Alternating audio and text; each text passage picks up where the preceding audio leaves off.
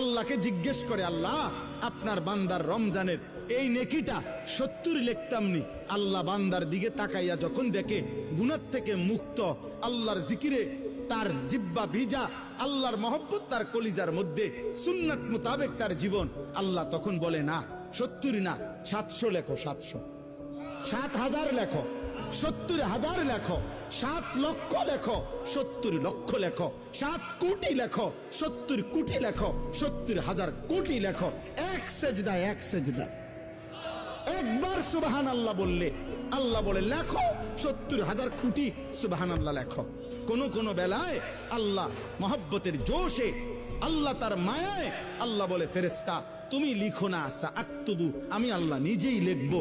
এই নেকি তুমি দিয়া পারতা না, আমি দেবো আমার বান্দার নেকি। বলেন বাপ, বলেন। আহাজ